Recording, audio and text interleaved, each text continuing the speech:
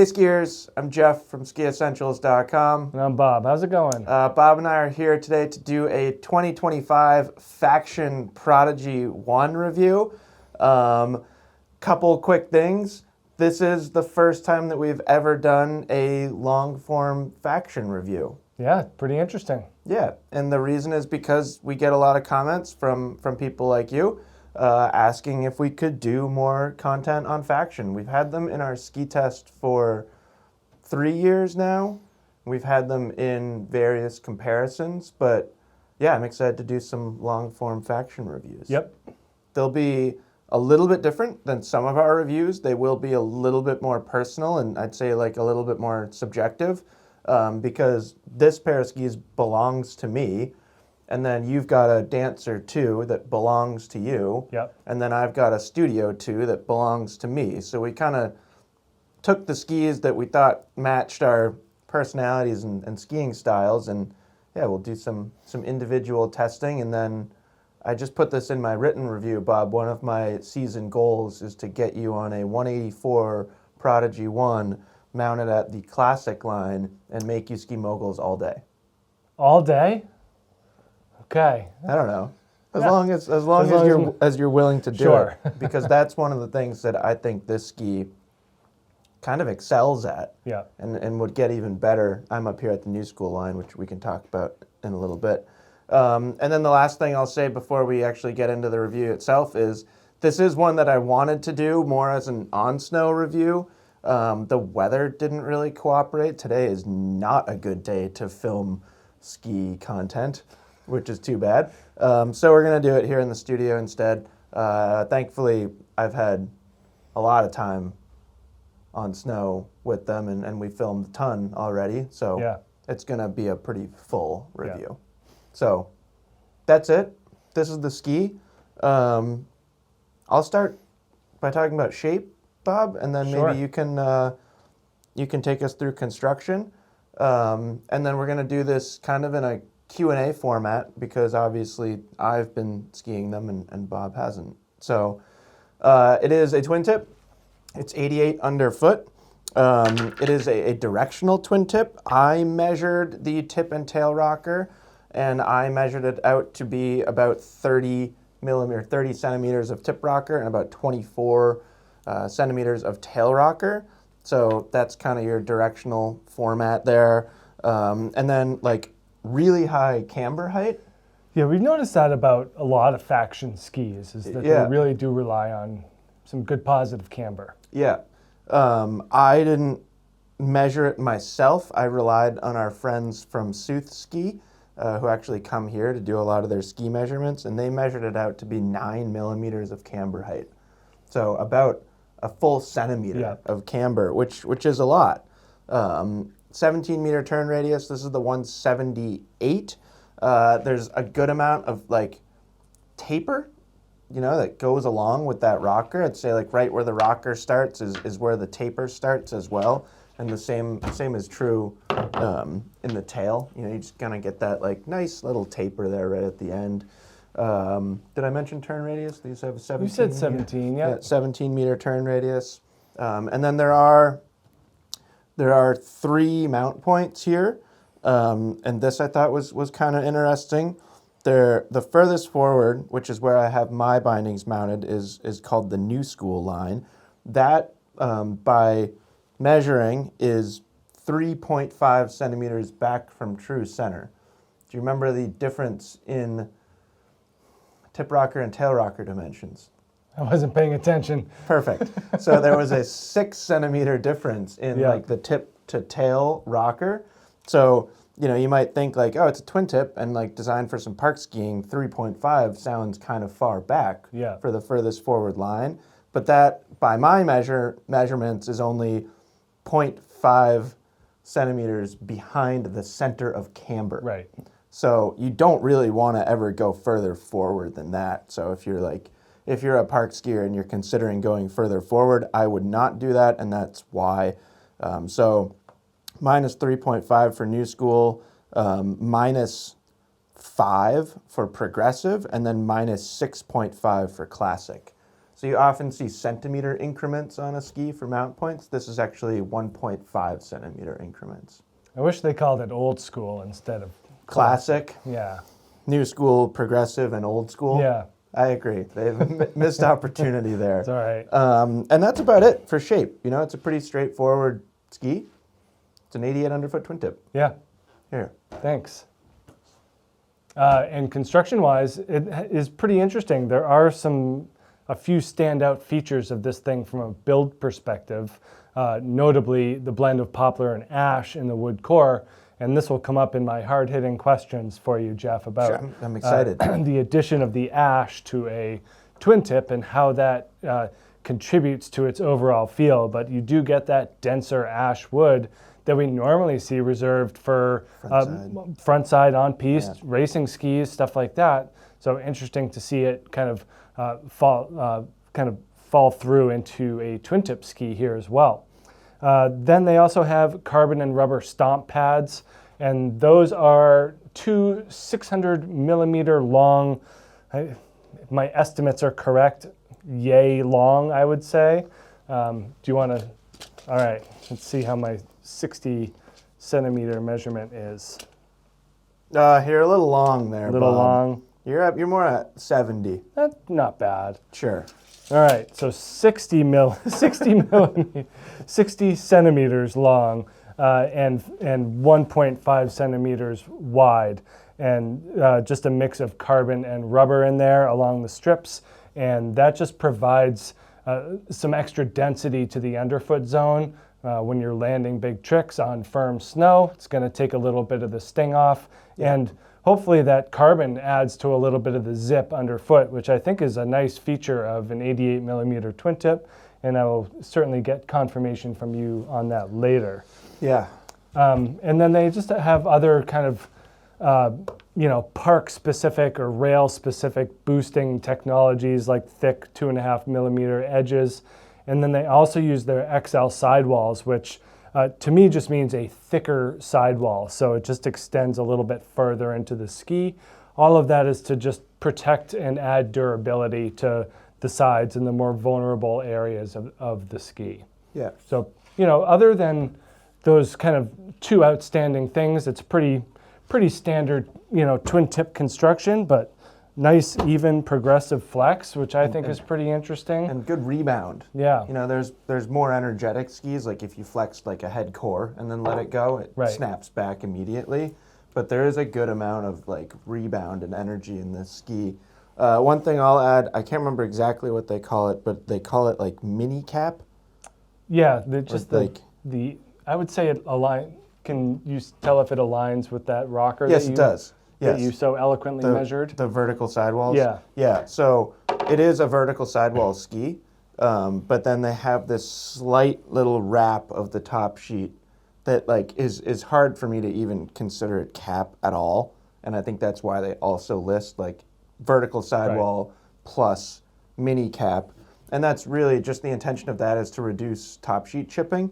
And you can like see it working. You guys won't be able to see it on camera, but you can see where like I've hit my skis together, probably like coming off rails or something like that, and where it would have started chipping, and it just doesn't. So I think that's cool. Yeah, they just got to like reduce the angles. Yeah, exactly. Of kind of those spots. Yeah, so it's really not just like a right angle. Yeah. Yeah. So yeah, I think that's it for shape and construction. Yeah. You ready for some hard-hitting questions? Ready. Okay. Yeah. Got them written down. We're going to go a little bit.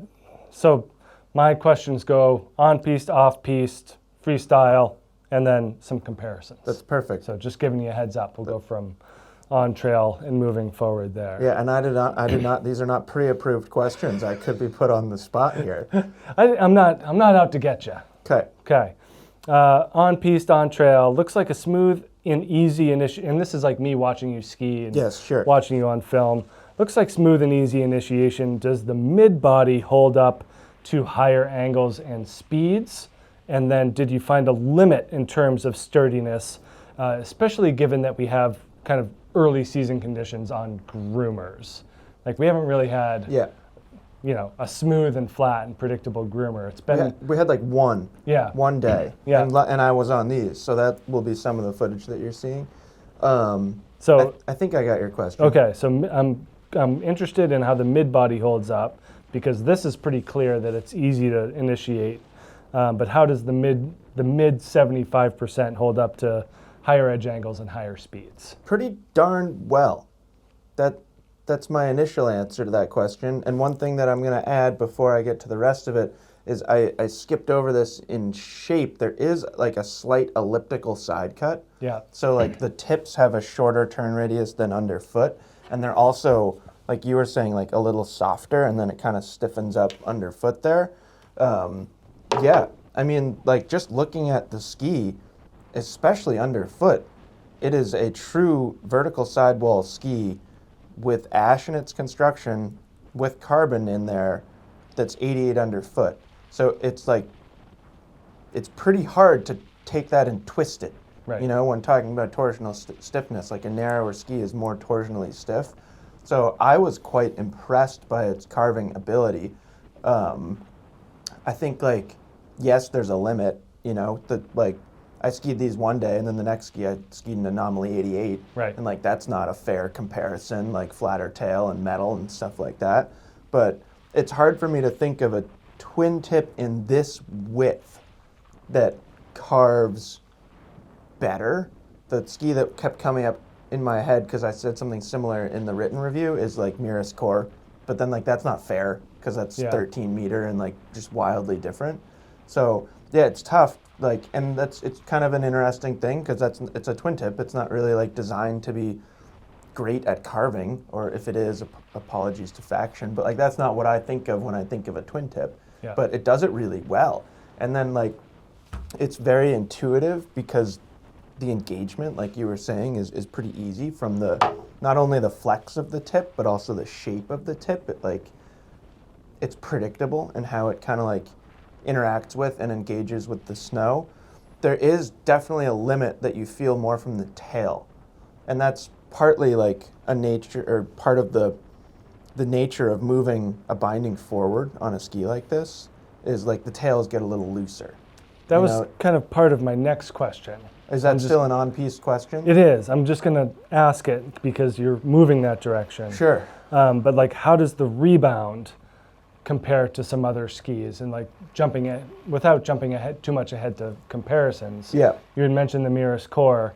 That actually didn't make my list. And that ski doesn't really have rebound, you know, because that ski is like flat underfoot, or like close to flat.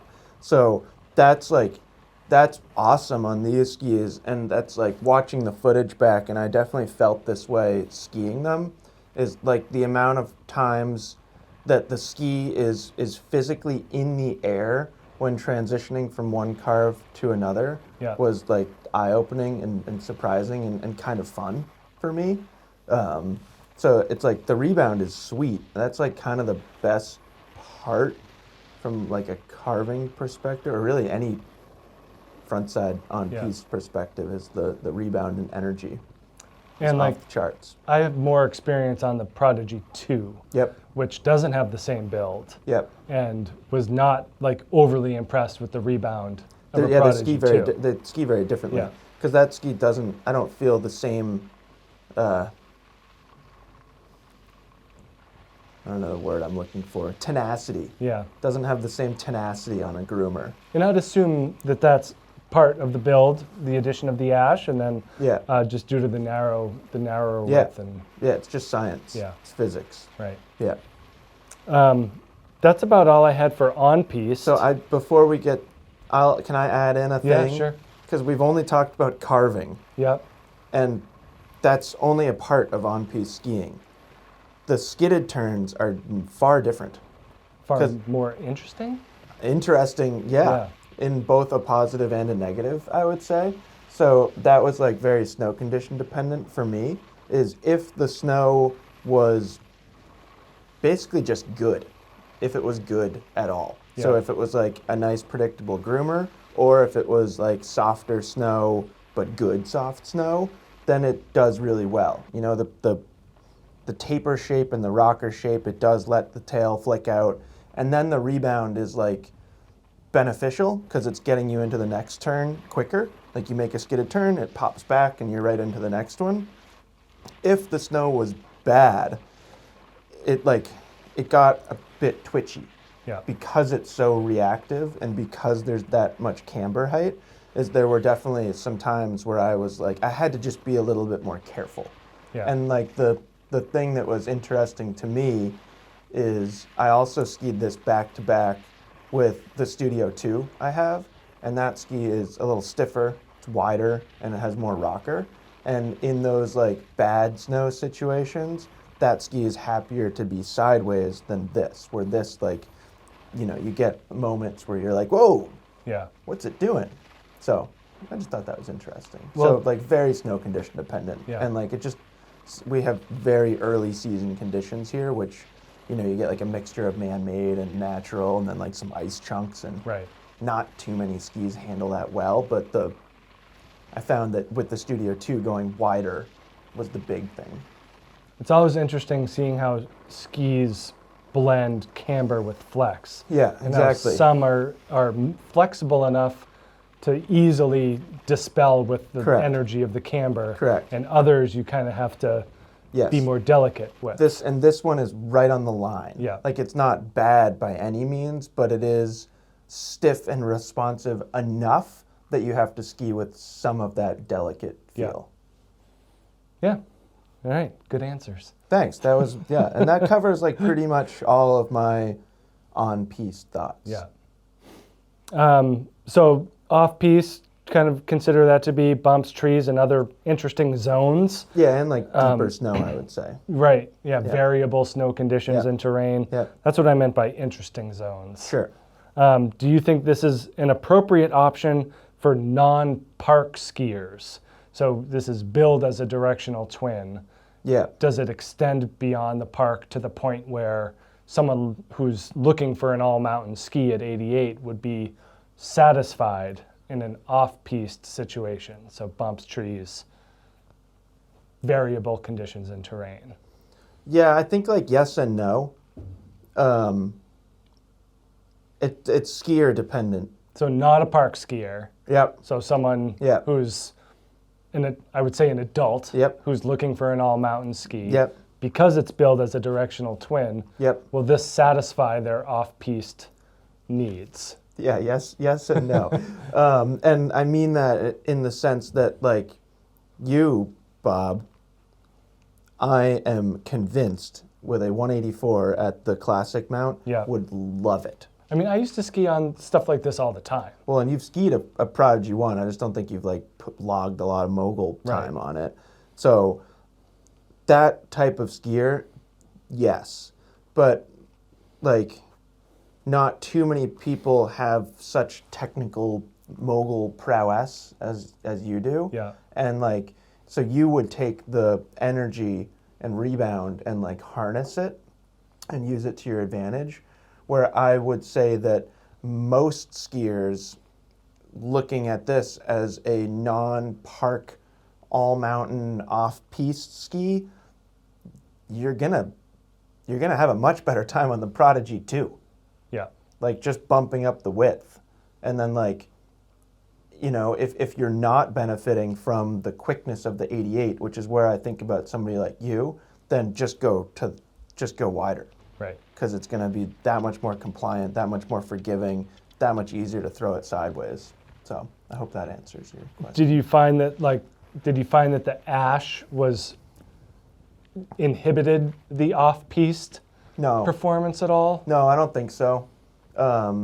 I mean, there are other things that inhibit the off-piste performance that I can get to, but no, I like it. I mean, again, it's like not the easiest for me, but like we skied centerline. I think Matt was following me, and I was on these, and it was pretty firm. Yeah. Like it was that centerline bump firm day, and I thought they handled it really well because that you were like actually encountering some really hard snow. So you were kind of benefiting from the overall strength of the ski. So no, I don't think it inhibits it. And like, if it were softer, it might be more forgiving, but I still think it would have kind of the same limitations that it does, which we haven't really got to yet. Yeah, no, and I kind of, I think that with the sturdier core, it lines up better with the narrower waist. I agree. And, Yeah. and that's just, Exactly. that's a good mix of attributes, I think. Right. And but you need to be able to use that to your advantage. Right. And if you're not, and if you're looking for something that's just purely forgiving, then I think wider actually makes more sense and softer. Yeah. Speaking of softer, we got in some deep snow. Yeah. Not like, struggle. not a lot. Okay. Yeah. How's the flotation for an 88? Not great. That's it. Yeah. Yeah, it's not great. I don't ski on stuff this narrow very often anymore. Like the closest thing that I feel like I've owned to this in recent years is like Playmaker 91, which has more rocker and it's lighter and it's softer. So that ski like is a little easier. And yeah, we skied lift line and it was like day old. It was like 6 to 8 inches of fresh snow that was a day old. Yeah. And that snow I had been skiing the day before on the Studio 2, and then we skied it on these. And yeah, I mean, it's a combination of things. It's a combination of a pretty centered mount point and a lot of tail behind you. It's a combination of that, the relatively narrow width throughout the ski. It's not like it's wide in the tips and tails. And then the fact that I only have like 8 or 9 days under my belt for the season. So my legs aren't quite like where they could be, but that was tough. Yeah. Yeah, that was tough. I mean, like the tails sink quite a bit. So that whole run, I felt like I had to get the back of the ski above the snow surface just to make a turn. And I was pretty tired. I had just coached the previous day. I had skied from 8 a.m. to 2:30 p.m. nonstop on like a powder day. Right. So I was pretty throttled. But yeah, it's like, it was tricky. Yeah, and I was following you guys on a Declivity X102 and was having a great time. Well, Matt was on a Declivity 102 also, and like, yeah, it was a little bit silly, but it's fun to do those things because that's where you find like the limit of its all mountain performance. And like something that I thought was interesting and very accurate is if you go on Faction's website and go to the skis page, the two things that they recommend are all mountain and park. The free ride thing and the powder thing are just completely grayed out. Yeah, does not apply. Does not apply. Yeah. And I think that's the right way to think about it. And like that lift line stuff that we were doing definitely felt more like free ride / powder skiing. So yeah, it was a struggle. Any other comments on off-piste? That was my last of those questions. Not really. I mean, I think the sweet spot, like I do think it could be great for somebody like you, but I do think the sweet spot is like somebody who's going to be using it in the park mostly, but then it's fun to take elsewhere, you know, where like a lot of park skis, like if you're at a true center mount point and you don't have as much rocker or taper, like kids I coach that ski like the Revolt like 84, like that ski is not that fun anywhere other than the park or a groomer, where at least this like lets you go explore and you have a reasonably good tool. Yeah. That's yeah, we'll move into park, freestyle. Yeah. Could you see this being used in both grassroots, kind of like where kids you're coaching, all the way up to high-end slopestyle formats? Like, will you see this in an X Games level slopestyle competition? Potentially. Yeah, I think Mate skis it a lot, and I think he potentially skis it more than the Studio. There's also like this, it feels like a little bit of a resurgence of like park skiers not necessarily wanting true center mounted skis. There's more and more people that are at a directional mount point. So yeah, I think like there's kind of like no limit to the high end performance. I don't think it's the best for like a beginner park skier. Yeah. Because it is, you know, it's not stiff, but it's not soft either. Like, I just feel like beginner is kind of where I would draw. Like that's where I would limit it. Yeah. If you're an intermediate and you're a park skier, then you'll get along with it great. And like the taper helps take out some of the catchiness, but I don't know, just the overall performance. It does feel more like a reasonably high level skier's ski. So you limit it on the low end Yes. more than the high end. Yep. So like what's keeping it from being an X Games favorite for slopestyle? Symmetry. Yeah. Yeah. Just symmetry. I think most, well, at least a certain amount of really high level park skiers still want to be a little bit more centered than this. Like I would, if I was still competing slopestyle, I would want to be closer to true center. Yeah. But that's it. And Aside it's from really that, just nothing. it's the directional construction, the difference between rocker and tips and tails that's the only thing. preventing that symmetry. Yeah. Yep. Okay. And like, one of my rules is don't go forward of the center of camber. I once had like a Liberty Phil LaRose Pro that I mounted plus 0.5, so I was forward of center. Yeah. And I like won every slopestyle that I ever competed on those skis. Must have been the skis. It like they skied switch better than they skied forward. Right. So it's like, but I didn't ski them anywhere else. Yeah. So that if you could take this and go a tiny bit more forward, but like only use it as a park ski. Yeah. That could work.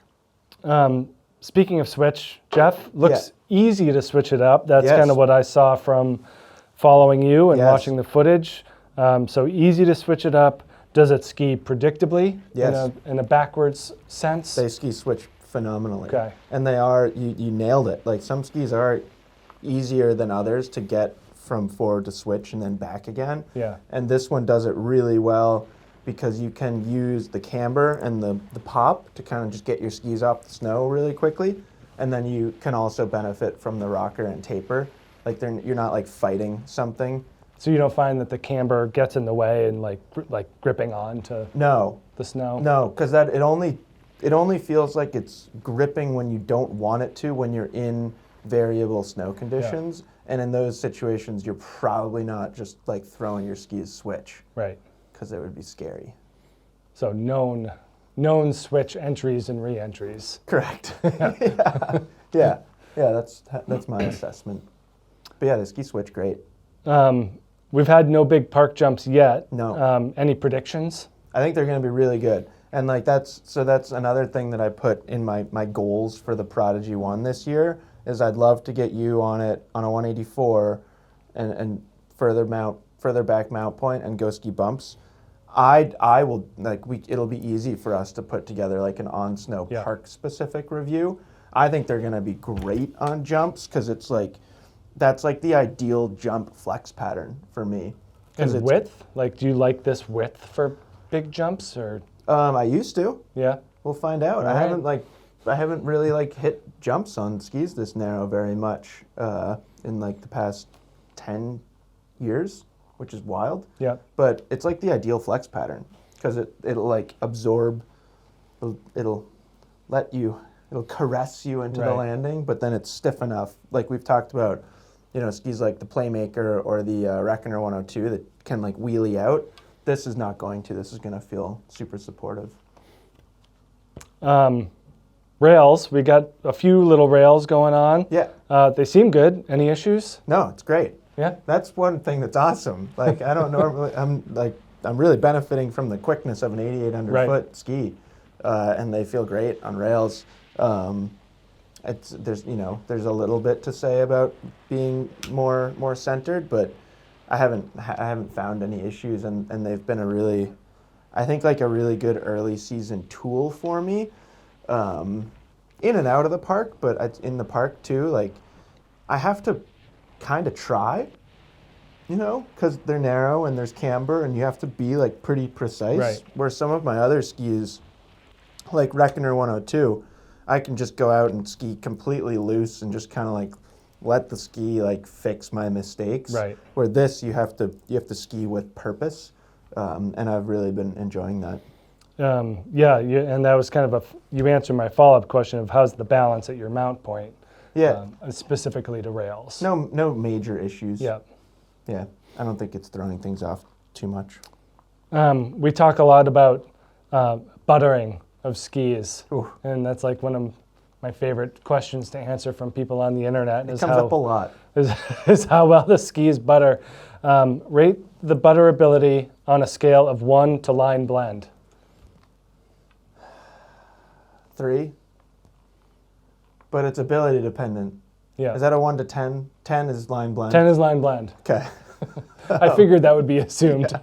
So this is another thing that's ability level dependent. So like if you're really good at doing nose butters, you can take this and use it as a benefit because it'll spring you off the nose. But if you're learning butters, being on something like a line blend is far easier. Yeah. Because it just lets you keep going, and you can like kind of learn the balance point. Where this ski, there almost isn't a balance point. Where like if you get up on the nose and it's bent, it's springing you off. Yeah. So it depends what you want to do.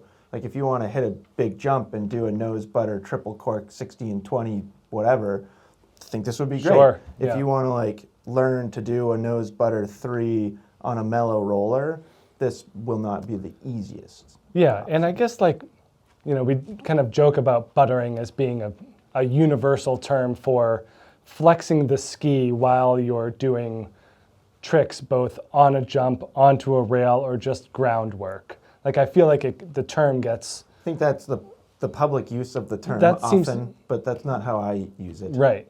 So like buttering to me, in terms of how I feel like people think about it, also means tail flexing, wheelies, ollies, nollies, nose blocks, like all of that stuff I feel like the general public Thinks views of as butters. buttering. Yeah.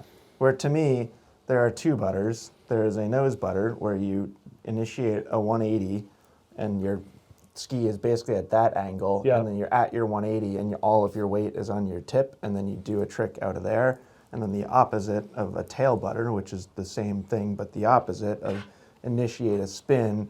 When you get to here, you're all on your tails, and then you do something after that. So Always a fun conversation about buttering. yes. Yeah. That was it for freestyle and park. Do you have any additional thoughts? Nope. Other than I'm Okay. excited to ski it more in the park Yeah. because it seems just bulletproof. Yeah. Like I've skied it pretty hard so far, and there's no signs of like edge damage or anything. So yeah, I think we're gonna have a nice long season of park skiing on it. Okay. I have some comparisons here. Sweet. I kind of want you to give me one thing, the P1. Calling it the P1 now. This is the P1. Yeah. Sure. Okay. Give me one thing that this does better and one that it does worse than the Soul Rider 87, one of our favorite skis. Oh, Bob. This is gonna sound like a cop-out answer, but I don't think it does anything worse. Nothing worse. This to me feels like a modern Soul Rider 87. Yeah. Because it still has the energy and like the quickness that made that ski awesome, but that ski didn't really have any taper, so that would be a little bit more catchy than this is, and this is like smoother. So I'm just gonna say like it's not a great. It's less of a comparison and more of just an enhancement. Okay. Of a Soul Rider 87. How about this one? Line Optic 88. One better, one worse. That's a really good one, because that ski might carve better in the twin tip world than this ski, and I didn't even think about that when I was talking about carving performance. That ski is more stable at speed. Yep. But this ski has more freestyle roots for sure. Okay. Like I wouldn't feel great about skiing park on an Optic 88.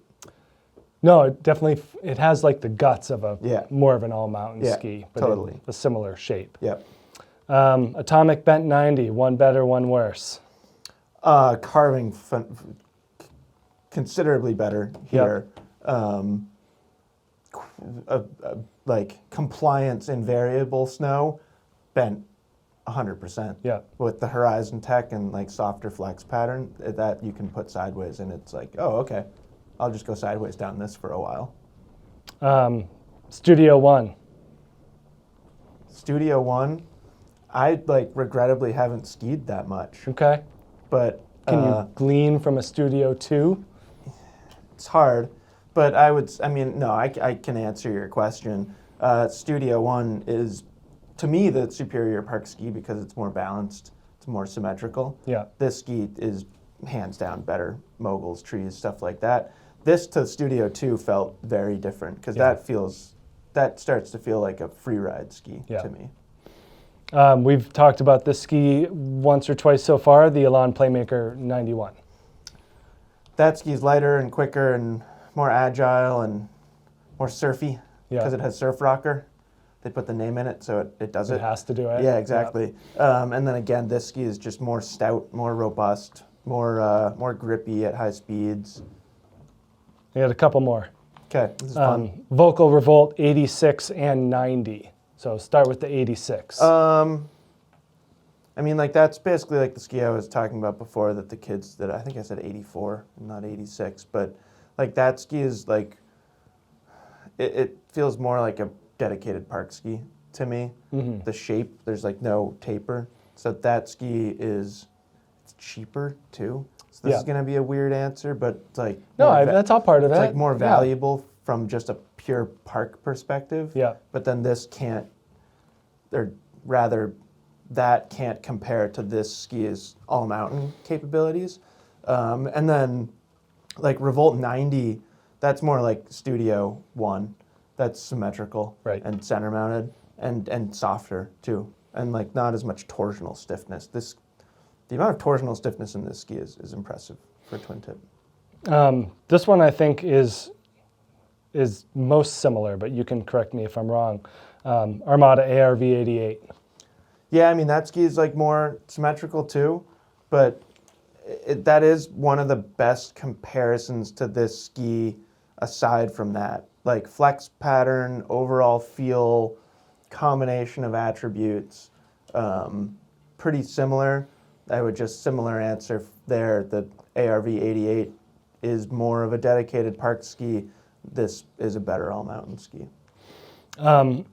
That's it. You had mentioned the Mirror's Core, which I think is interesting. I didn't think about that one at all. Yeah, just because like this is so fun to carve on. Yeah. And so is that. And they both give you like just a really fun, rewarding experience. It's just they're very different experiences. Yeah. Any others that you wanted that you could think of? That was just kind of my quick, kind of everything that I had on my list. list you mentioned, and then you had a bunch that I didn't have on my list, which was good. Yeah. Well, that's it. That's all my hard-hitting questions. Sweet. So yeah, that was fun. That's it. That's the Prodigy one from Faction.